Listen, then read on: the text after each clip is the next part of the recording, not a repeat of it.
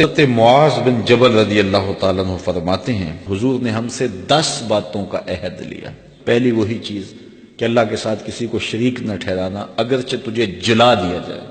اور تجھے قتل کر دیا جائے۔ دوسری وصیت یہ کی کہ اپنے والدین کی کبھی نافرمانی نہ کرنا، اگرچہ تجھے تیرے گھر سے نکال دے، تیرے اہل سے نکال دے، بچوں سے دور کر دے، لیکن پھر بھی ان کی نافرمانی نہیں کرنی، کیونکہ والدین کی نافرمانی کرنے والا دنیا پہ بھی رسوا ہوتا ہے، آخرت میں بھی رسوا ہوتا ہے۔ امام غزالی نے لکھا ہے کہ ایک جرم ایسا ہے کہ جس کی سزا آخرت میں تو ہے ہی ہے، دنیا میں بھی ضرور ملتی ہے، وہ والدین کی بے ادبی ہے، اور ایک نیکی ایسی ہے جس کی جزا آخرت میں تو ہے ہی ہے، دنیا میں بھی ضرور اس کا صلہ ملتا ہے، اور وہ والدین کا ادب ہے۔ اس شخص پہ نشان لگا لیں جو والدین کا بے ادب ہے، آپ اس کو ذلیل و رسوا ہوتا ضرور دیکھیں گے، اور اس شخص پہ بھی نشان لگا لیں جو والدین کا مؤدب ہے، فرما بردار ہے، اس کی پگڑی کا کلس کبھی نیچا ہوتا نہیں دیکھیں گے آپ۔ تو والدین کے ساتھ اس نے سلوک کرنے کی تلقین کی گئی۔ حضور نے تیسری وصیت یہ کی کہ فرض نماز جان بوجھ کے ترک نہ کرنا، جس نے جان بوجھ کے فرض نماز ترک کی اللہ اس سے اپنا ذمہ اٹھا لیتا ہے۔ اللہ کا ایک ذمہ ہوتا ہے جو بندوں کا اس نے لیا ہوتا ہے اپنے محض کرم سے، تو پھر وہ ذمہ اٹھا لیتا ہے۔ پھر وہ دیکھیے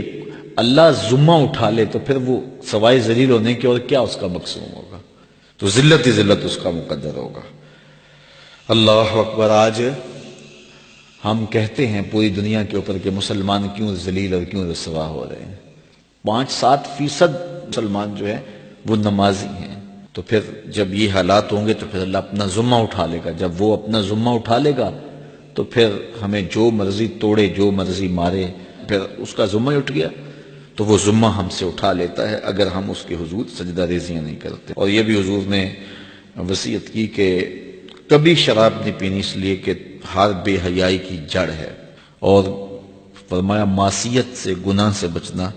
اگر کوئی گناہ کرتا ہے تو پھر اللہ تعالیٰ اس سے ناراض ہو جاتا ہے۔ چھٹی بات حضور نے یہ ارشاد فرمائی کہ جب جنگ میں کھڑے ہو تو پھر پیٹھ دکھا کے بھاگنا نہیں ہے،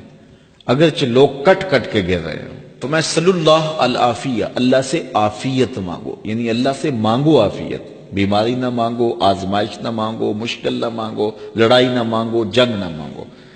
لیکن اگر پڑ جائے تمہارے اوپر تو پھر استقامت دکھاؤ، پھر بھاگنا نہیں ہے، اور یہ کبائر میں سے جنگ سے بھاگ جانا۔ تو فرمایا کہ اگرچہ لوگ کٹ کٹ کے گر رہے ہوں تو جنگ سے بھاگنا نہیں ہے، اور یہ بھی وصیت لی کہ کسی جگہ پہ کوئی بیماری آ جائے اور لوگ موت کا شکار ہو جائیں تو پھر ثابت قدم رہنا ہے، وہاں کو چھوڑ کے بھاگنا نہیں ہے۔ اور 8ویں وصیت حضور نے یہ لی کہ اپنے اہل و عیال پر، اپنے بچوں پر، اپنی بیوی پر اپنی استطاعت کے مطابق کھل کے خرچ کرو، بخل نہ کرو، ان سے ان کی ضروریات کو صحیح پورا کرو۔ اور 9ویں حضور نے یہ وصیت کی کوڑا لٹکا کے رکھو، ان کو ادب سکھانے کے لیے، دین سکھانے کے لیے، اور ان کو اچھائیوں کا خوگر بنانے کے لیے، برائیوں سے بچانے کے لیے باپ گھر کے اندر جو ہے وہ کوڑا لٹکا کے رکھے، چھڑی لٹکا کے رکھے۔ یعنی مطلب کیا کہ اولاد کو پتہ ہو کہ اگر ہم نے نافرمانی کی اور اللہ کے حکموں کو توڑا، ہم نماز نہ پڑھی تو پھر یہ ہمارے اوپر ڈنڈا برسے گا بھی، تو ان کو جو ہے وہ اس طرح ان کے اوپر جو ہے یہ پریشر رکھو۔ اور 10ویں وصیت یہ کی کہ ان کے سینے میں اللہ کا خوف، اللہ کی خشیت پیدا ہونی چاہیے۔ جس سینے میں اللہ کی خشیت ہوتی ہے اس سینے